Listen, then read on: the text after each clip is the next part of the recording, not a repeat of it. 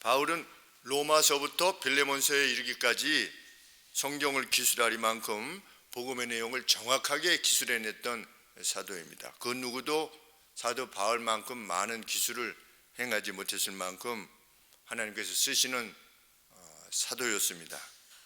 그럼에도 불구하고 고린도 교회로부터 사도 바울은 거짓 사도라고 하는 그런 평을 받게 됩니다. 그래서 사도 바울이 내가 은혜를 설교했고, 고린도전서 2장 6절에 내가 복음의 기초를 놓았으며 내가 복음을 위해서 고통을 받았으며 또 사례 없이 설교할 정도로 당신들을 사랑하지 않았느냐, 이렇게 고린도 교회 성도들에게 자신이 참 사도임을 전했을 때에, 그 증거들을 전했을 때에 돌아왔던 디도로부터 무슨 말을 들었냐면 또 자기 자랑하네, 이런 이야기를 들은 겁니다. 그것이 1절 말씀입니다. 우리가 다시 우리 자신을 지금 칭찬하기 시작한 것이냐? 과연 내가 참 사도의 직분이 이러이러하지 않느냐, 내가 이렇게 했는데 이것이 참 사도의 증거가 아니겠느냐, 이렇게 전했더니 또 자기 자랑하는구만. 그러니까 사도 바울이 다소 격양된 논조로 우리가 다시금 우리 자신을 자랑한다는 말이냐, 이렇게 지금 되묻고 있는 겁니다.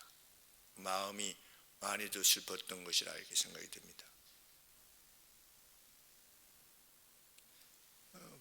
본문이 그렇게 계속해서 정해져서 또 오해하실 분들이 있는지 잘 모르겠지만, 목사님만 진리냐? 똑같은 겁니다. 목사님의 말씀만 진리의 말씀입니까? 성경에 이런 내용들이 많이 나와 있는 것을 보면 각 시대마다 교회 안에 이러한 문제로 말미암아 사역자도 괴로움을 당했고 또 그런 말미암아 교회에 어려움이 있었다고 하는 것을 알게 됩니다. 그들은 스스로 말하겠지요, 상처를 받았다고. 그런데 우리는 사도 바울 역시 고린도 교회로 말미암아 거짓 사도라고 하는 이러한 평을 받았다는 것, 그래서 그것이 뭐 하늘소망교회뿐만 아니라 어떤 사역자들에 대해서 내가 판단하고 평할 때 과연 나의 이 판단이 합당한 것인가를 물어야만 되는 이유가 있는 것입니다. 그래서 사도 바울이 그렇게 말을 전한 거지요. 내가 이러이러한데 이것이 사도직에 있어서 합당한 증거가 아니겠느냐, 그렇게 전했던 것입니다. 그 이상은 사도 바울도 행할 수가 없는 것이죠. 아무리 해도 받아들일 수가 없는 것이니까. 사도 바울이 그렇다면 대안은 뭐냐? 우리가 추천서가 필요하다는 말이냐? 그렇습니다. 추천서가 필요하단 말이냐? 그 당시에는 이제 새로 어떤 교회에 누가 오면 추천서를 가지고 왔습니다.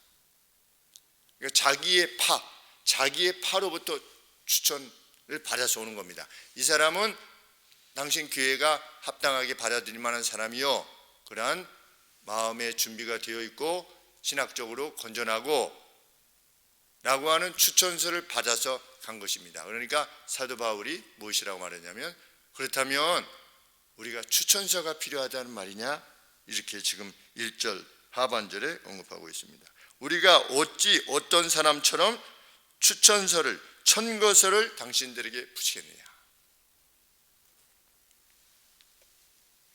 그러면서 사도 바울은 내가 또 나의 일행이 참 사도라고 하는 사실에 대한 분명한 증거는 당신들 아니겠느냐. 당신들이 우리의 추천서이다, 이렇게 말하고 있는 것입니다. 2절 말씀입니다. 당신들이 우리의 편지라, 우리를 추천하는 편지라는 겁니다. 우리 마음에 썼고 나는 그것을 확신한다는 겁니다. 내가 참 사도라고 하는 것은 고린도교회 성도들이 있다는 사실이야말로 내가 참 사도라고 하는 증거라고 하는 확신이 내게 있다는 겁니다. 우리로 치면 하늘소망교회 성도님들이 계시다고 하는 것이 김 목사가 참 목사라고 하는 증거라는 것이지요. 그리고 무사람도 이것에 대해서 알고 있는 바라. 바울이 참 사도다. 왜?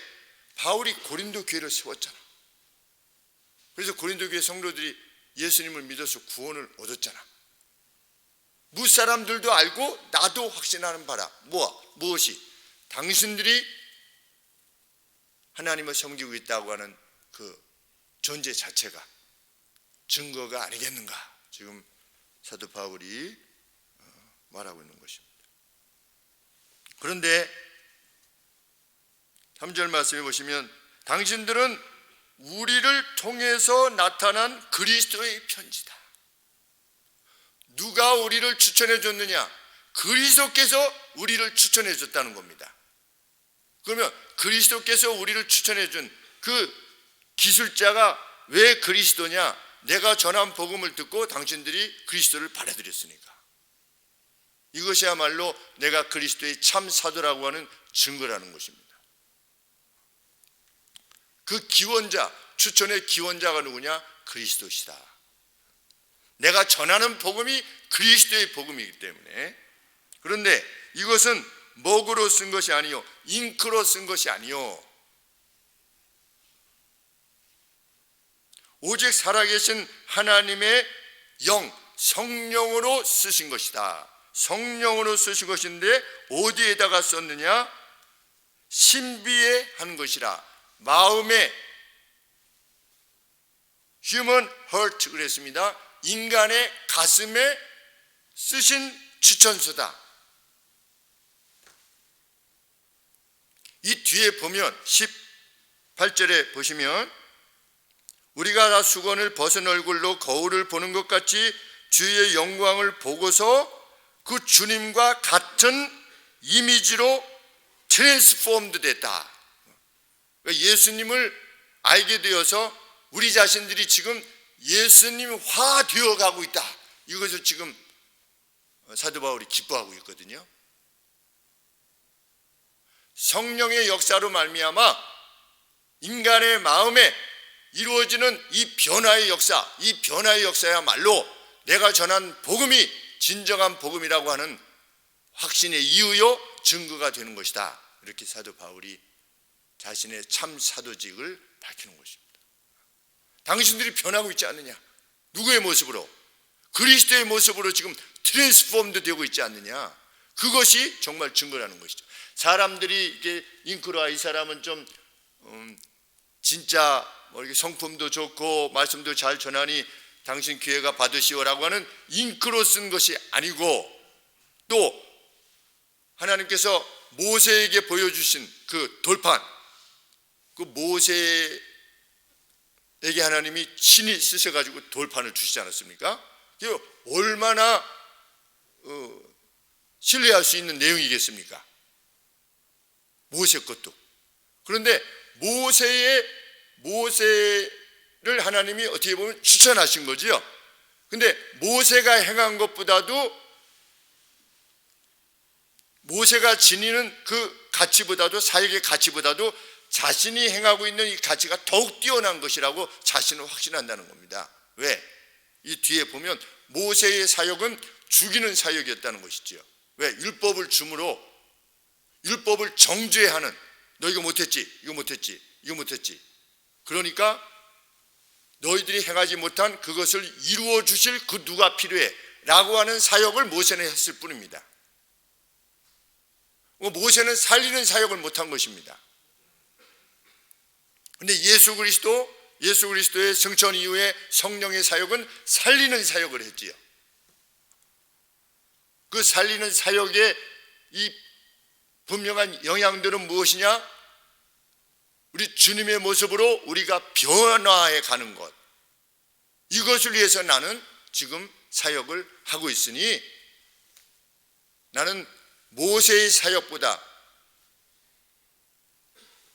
모세가 받았던 그 돌판에 쓴 그 기록보다도, 그러한 글자보다도 더 귀하고 소중하고 분명한 추천서를 나는 받은 것이나 마찬가지다. 내 사역을 통해서 사람들이 살아났으니까, 그리고 하나님의 모습으로 변화해져 나가고 있으니까.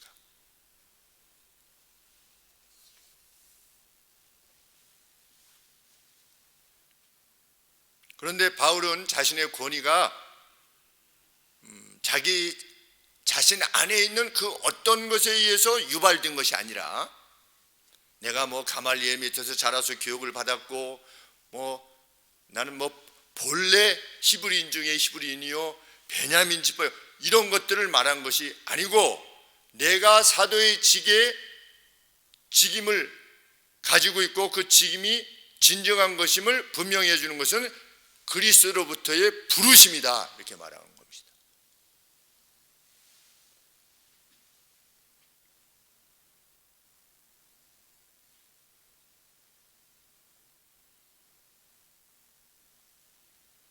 오 절 말씀이 그 말씀입니다. 우리가 무슨 일이든지 우리에게서 난 것 같이 생각하여 스스로 만족할 것이 아니니 우리의 만족은 오직 하나님께로서 났다.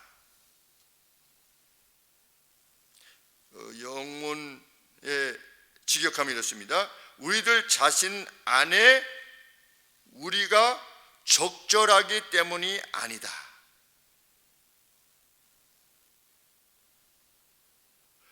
우리 자신으로부터 도래하는 것으로서 그 어떤 것을 고려할 만큼 우리들 자신 안에 우리들이 어떤 적절함이 있기 때문이 아니라, 우리의 적절함은 from God, 하나님으로부터이다. 이렇게 지금 사도 바울이 말하는 겁니다. 어떤 직분자가 정말 하나님이 쓰시고 하나님이 인정하시는 참 사역자냐 하는 것은, 여부는 그 사람이 지니고 있는 그 어떤 성품이나 그 어떤 지적인 능력이나 이런 것들에 있는 것이 아니라 오직 하나님으로부터의 부르심이라는 겁니다.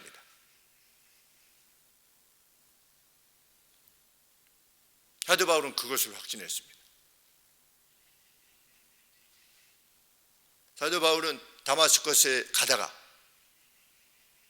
부활하신 주님께서 부르시지 않았습니까? 그 콜링, 그 콜링에 이은, 그 부르심에 이은 사역, 죽이는 사역이 아니라 살리는 사역, 예수 그리스도를 믿음으로 말미암아 우리가 누구든지 과거의 죄로부터 구속감을 얻어서 구원에 이룰 수 있다라고 하는 사실, 이 사실을 전하는, 부르심을 받는 것과 부르심 이후에 주께서 요청하시는 굿뉴스를 전하는 것, 이 둘 다가 자기 자신이 참 사도라고 하는 증거라는 것입니다. 김 목사는 어떻습니까? 누가 저를 안수했습니까? 노예가 저를 안수했습니다. 저의 목사의 권위는 어디에서 나온 것이냐? 노예의 안수로부터 나오는 것입니다.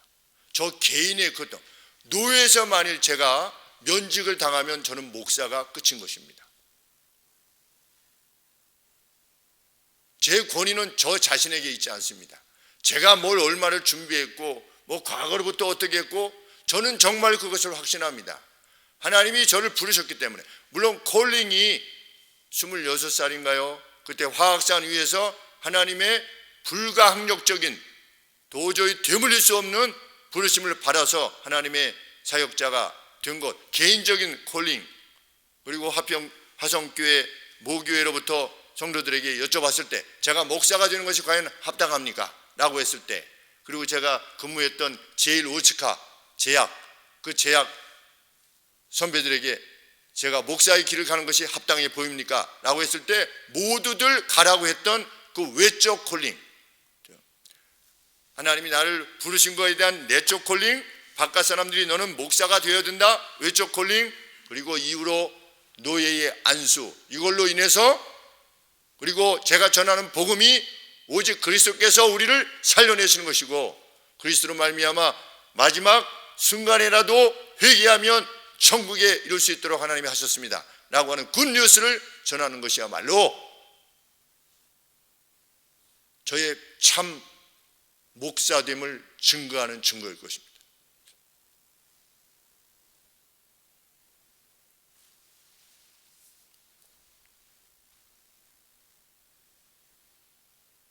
바울은 그렇게 부르심을 받은 자신의 사역이 모세의 사역보다 뛰어난 것임을 밝히고 있습니다.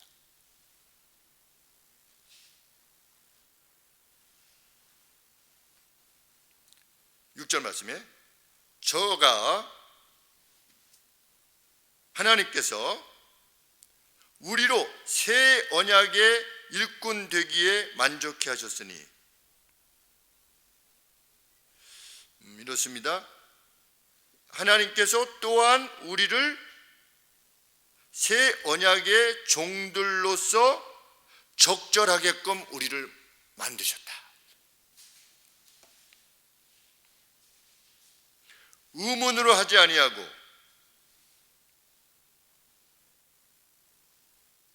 여기서 의문은 뭐냐면 좀 해석하기가 좀 애매하긴 한데, 구약의 어떤 법령 있죠. 법령. 그 법령에 의한 것이 아니라, 그러니까 모세의 법령이지요. 법령이 아닌 성령에 의한, 성령으로부터인 새 언약. 옛 언약은 무엇입니까? 구약이죠. 구약의 어떤 명령들. 너 이것들을 따르면 내가 너희에게 이렇게 하마. 그 옛 언약이죠. 새 언약은 무엇입니까? 그것으로 안 되는 것이라고 하는 것을 너희가 알았지, 이런 것입니다. 너희가 이것을 다 지킬 수 없다라고 하는 것을 알았지. 그래서 나의 영광에 이룰 수 없다는 것을 비로소 알게 됐지. 그러니 너희가 할 수 없는 것을 내가 하마. 그러니 너희는 내가 한 것을 받아들이기만 해라 라고 하는 새 언약. 새 언약의 일꾼으로 된 겁니다. 누가? 사도 바울이. 그래서 이 새 언약의 일꾼됨을 아주 기뻐한 것입니다. 왜? 그것은 하나님의 약속의 마지막 버전이기 때문에.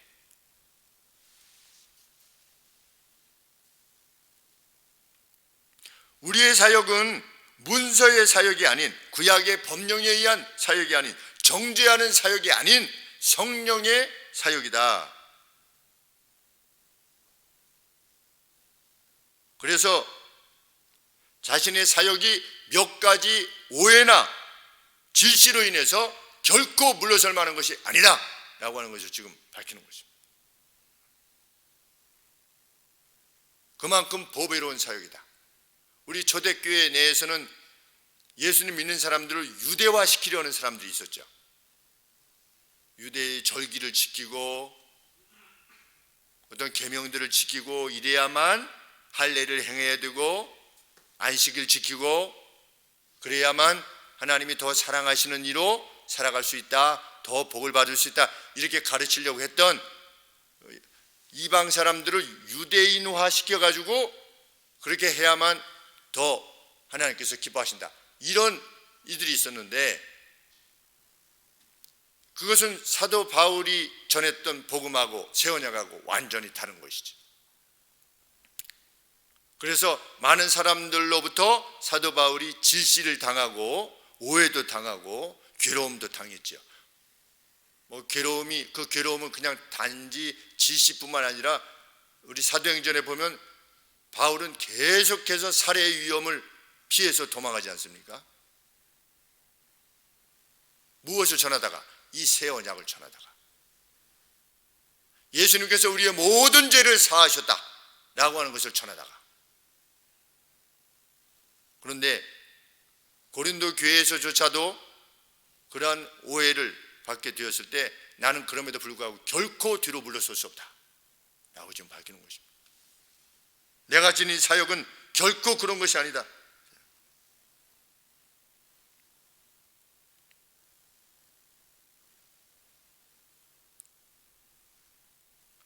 살리는 사역이라고 하는 점이 그러합니다. 6절 말씀 하반절에 보시면 의무는 죽이는 것이요 영은 살리는, 여기서 영은 성령이십니다. 구약의 법령은 구약의 법은 다 보면 우리가 하나도 못 지키는 거 아니겠습니까? 그러니까 결국은 죽어야 돼요. 그래서 의무는 죽이는 거예요. 그런데 성령은 살리는 것이니라. 성령은 라이프를, 생명을 주시느니라. 물론 모세의 사역도 뛰어난 것이었습니다. 우리 출애굽기 34장 29절부터 32절에 보면 시내산에서 모세가 율법을 받아 내려올 때 그 얼굴에 구약의 율법의 영광을 반영하는 빛이 났어요. 그 얼굴에 빛이 났어요. 그래서 이렇게 베일로 가렸어요. 수건으로 이렇게 가렸는데 그 얼굴의 빛의 영광이 뭘 의미하는 거냐? 구약이 법령이 지니고 있는 영광인 겁니다. 그러니까 모세가 행했던 사역도 뛰어난 것이지요. 구약에 이것도 막 빛이 났으니까. 그런데 왜 그것을 베일을 가렸느냐? 13절 말씀에 우리는 모세가 이스라엘 자손들로 장차 없어질 것의 결국을 주목지 못하게 하려고, 구약의 율법의 지닌 영광에 주목지 못하게 하려고. 왜? 없어질 거니까. 이거는 잠시 그림자와 같은 것이기 때문에 그것에 주목하지 못하려고 수건을 그 얼굴에 쓴 것 같이 아니하노니. 그러니까 왜 그때 가렸느냐? 여기에 너무 주목하면 안 되는 겁니다. 그런데 우리 신약 시대에 와서도 어떻게 했습니까? 여기에 주목했지요.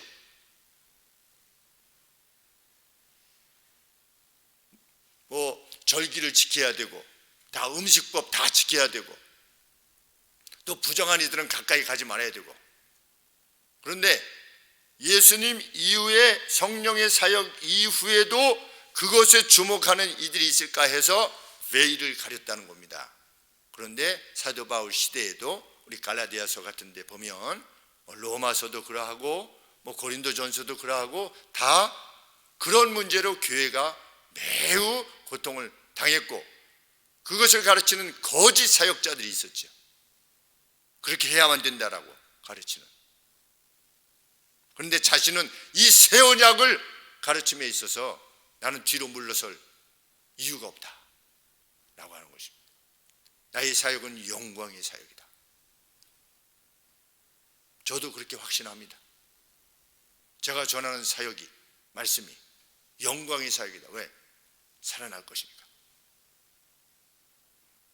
62년생 그 누구를 만났습니다. 옆에 앉아있더니 제가 목사라는 이야기를 듣더니 처음 보는 62년생들이 좀 모여있는데, 처음 보는 62년생인데 목사님 이러더니 저 세례를 받았습니다. 자기가 기뻐가지고 너무 기쁘더라고요. 그러셨어요. 제 오른쪽에 앉아있어요. 이게 앉아있는데, 그래서 이야 정말 축하합니다. 제가 축하합니다. 어휴 어떻게 이렇게 되셨어요? 제가 인생에 있어서 가장 바닥의 인생을 살아왔었습니다. 더 이상, 그러니까 바닥의 인생이라고 하는 것이 어떤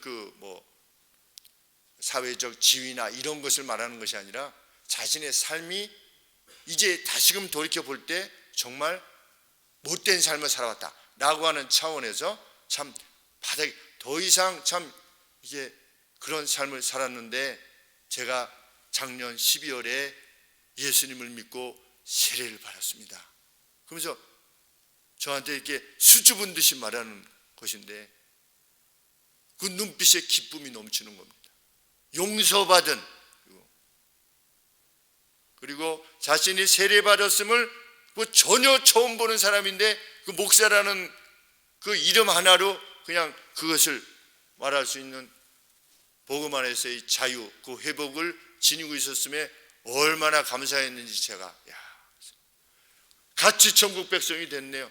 몇 차례 제가 나중에 헤어지면서까지도 다시 못 볼 수도 있으니까 하나님 안에서 정말 구하고 하나님께서 기뻐하시는 그 일들을 감당한다면 이제껏 살아온 세상과 전혀 다른 삶을 하나님께서 허락하실 겁니다. 그것을 맛보게 하실 겁니다. 하나님께서, 우리 하나님께서. 사도 바울은 이 사역을 기뻐한 것입니다. 삭개오가 막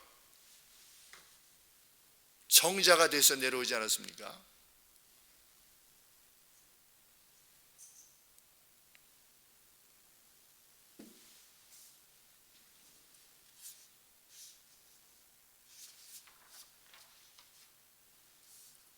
사도 바울은 자신의 사역이 정죄 대신 의로움을 주는 사역임으로 인해서 기뻐한 것입니다. 9절 말씀에 정죄의 직분도 모세의 직분이지요. 영광이 있은즉 의의 직분은 영광이 더욱 넘치리라. 이것이 교회의 사역이 되어야 하는 것입니다. 자유를 전하는. 당신 그렇게 해가지고서는 지옥에 가. 그러면 이거 누구의 사역입니까? 모세의 사역입니까? 바울의 사역입니까? 당신 그따위로 해가지고서는 지옥 가는 거야. 이거 모세의 사역인 겁니다. 바울의 사역은요, 지금이라도 돌이키기만 하면 천국에 갈 수 있습니다. 하나님은 당신을 그만큼 사랑하고 계십니다. 당신이 지금 예수님은 안 믿지만 이 62년생 60년 만에 이게 예수님을 믿은 것처럼 예수님께서 기다리시고 그를 부르시는 거지. 당신도 부르심을 받을 수 있습니다. 그것이 바울의 사역이었습니다. 자기의 의로움으로서는 실패할 수밖에 없는 우리들, 그것을 깨닫는 것이 복음을 받아들일 수 있는 길이지요. 앞선 예비의 길이지요. 그래서 하나님은 율법을 주셨지요. 그래서 우리 자신으로서는 어쩔 수 없다라는 것을 인식하는 그러한 자리에 이르도록 우리 스스로에 대해서 절망하도록 하시는 겁니다. 하나님께서. 그 절망이 있어야만 비로소 복음을 이해할 수 있는 것입니다. 내 안에 그래도 뭔가 있다라고 이렇게 생각하는 것, 그는 참 복음에 이를 수 없습니다. 적어도 성경에 의하면. 내가 하나님의 구약에 밝히신 하나님의 영광, 그 하나님의 거룩에 비춰봤을 때 내 자신을 볼 때 감히 그 누구에 대해서 불평할 수도 없고 그 누구에 대해서 손가락질도 없으며 무슨 상처니 뭐니 이런 것 다 필요 없는 것이죠. 죄인이 무슨 상처가 있습니까? 죄인이 자기 자신이 죄인이고 자기 자신이 남에게 상처를 입혔는데 무슨 상처를 논할 수 있겠습니까? 우리 자신들이 우리가 행한 것 전부는 상처를 주는 것들 뿐인데 그 자신에 대한 좌절이 있어야만 하나님께서 그래도 의인이 있는가 이렇게 창문을 들어서 시편에 보시면 네게 내려다 보시니 의인은 없나니 하나도 없도다 하시지 않았습니까? 그 절망이 먼저 선행되어야만 진짜 복음이 있는 것이지. 내가 그렇게 절망할 존재인가? 성경을 읽어보면 되는 것입니다. 성경을 읽어보면 나는 과연 원수가 짐을 싣고 가다가 넘어졌을 때 고소해 하던 인물은 아니었는가? 누구에 대해서 불만을 가지고 있다는 것은 그러한 태도라는 것이지요. 원수가 잘못됐을 때 저 사람 한번 당해봐라, 저렇게 하다가는 무슨 꼴 나지 라고 하는 태도가 하나님의 거룩에 비춰봐서 전혀 합당치 아니하다 라고 하는 것에 우리는 일생 동안 동의하며 살아왔었는가? 예수님 믿기 전에. 그런데 지금은 어떻게 된 것입니까? 트랜스포엄드 된 것이죠.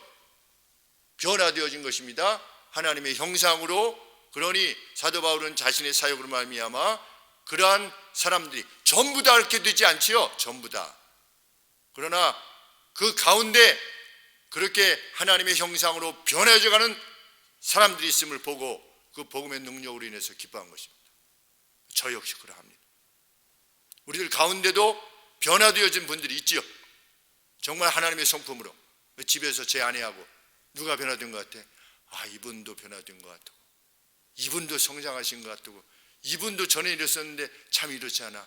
참 기쁘고 참 감사한 일이지. 그분 5년 전에 10년 전하고 완전히 다르잖아. 변하셨잖아. 눈빛이 변하셨잖아. 일단 가령 예를 들면 이렇게 서로 논하게 될 때 그 기쁨이 넘치는 것입니다. 무엇이 그것을 만들었기에? 복음이 그것을 만들었기에. 전하는 복음이.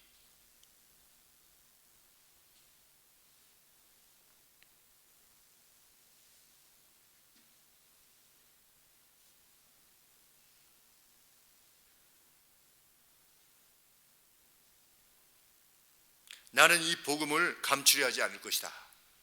바울이 이렇게 말하는 것입니다. 13절에 우리는 모세가 이스라엘 자손들로 장차 없어질 것의 결국을 주목지 못하게 하려고 수건을 그 얼굴에 쓴 것 같이 아니하노라. 나를 막지 말라는 것입니다. 우리를 막으려 하지 말라는 것이죠. 유대인화 하려는 자들이여, 우리의 입을 막지 말라.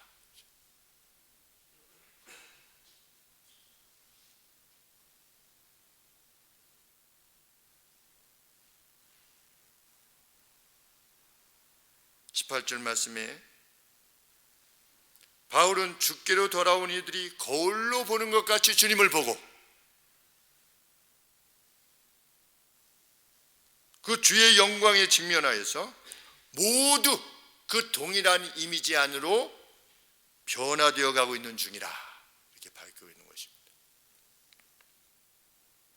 죄의 종이 되어 살아가던 죄의 노예들이 그리스도의 자녀로서 신의 성품에 동참하게 되는 그 영광을 안고 있음을 사도 바울은 노래하고 있는 것입니다. 할렐루야 노래하고 있는 것입니다. 참 사역자는 누구냐? 그 누가 그렇게 죄로부터 자유케 되어서, 죄의 영향으로부터 자유케 되어서 죄와 관계없는 자로 살아가게 되는 것, 그리고 그리스도를 본받는 자로 살아가게 되는 것을 볼 때 사역자는 가장 큰 기쁨이 있고 자신의 사역에 대한 확신을 지니게 되는 것입니다.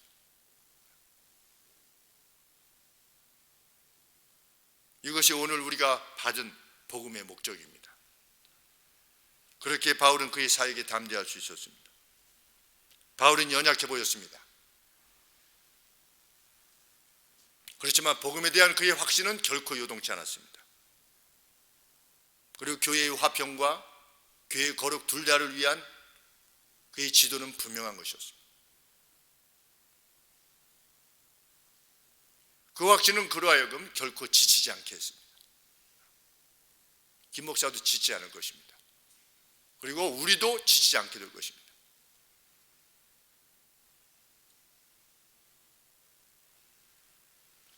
우리가 정죄가 아닌 의로움에 속한 자요, 매임의 소식이 아닌 자유의 소식을 받은 이들이라고 하는 사실, 우리로 하여금 흔들리지 않게 살게 할 것입니다.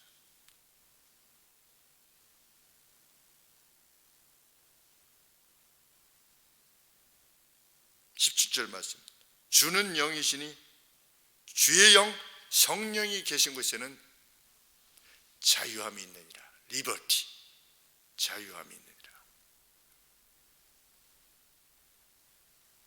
교회의 목적과 목사가 외치는 설교의 외침과 목사가 가르치는 성경 내용의 전체는 무엇입니까? 이 자유를 외치는 것입니다. 하나님으로 말미암는 자유를 외치는 것입니다. 그 자유 안으로 모두 들어오라고 외치는 것입니다. 이것은 목사의 일뿐만 아니라 우리들 모두의 것이 될 것입니다. 그리고 되어야만 합니다. 그래서 누굴 만나도 저는 제가 목사임을 밝힙니다. 왜? 전도할 기회를 얻고자 하기 위해서. 이것은 비단 목사가 되고 나서만의 문제가 아니라 목사가 되기 전에도 그랬던 것 같습니다. 말씀드렸듯이 24년 동안 우리 교회에 전도되어져서, 이 기쁜 소식으로 말미암아 전도되어져서 단 한 주만이라도 나올 수 있었던 성도들은 손에 꼽게 됩니다. 이 자유를 우리가 누리고 있으니 이 자유가 정말 주님의 은혜로 말미암는, 주께서 피 흘리시고 십자가에 친히 죽으셨음으로 말미암는 그 희생을 치른 자유이리만큼 그토록 소중하고 엄중한 것임을 정말 우리가 확신한다면 사도 바울이 지녔던 일생을 들여서 이 복음을 전하기 위해서 험악한 세월을 보내는 것처럼 저희들도 필요하다면 그 길을 가기 위해서 힘쓰리만큼 모욕당하기를 부끄러워하지 않는, 그러나 용기를 지닌 채로 나아가는 우리 교회, 그만한 확신을 지닌 우리 교회가 되기를 하나님 앞에 늘 소원합니다. 기도하겠습니다. 주님, 이 영광의 복음이 우리 교회에 함께하게 하심을 감사합니다.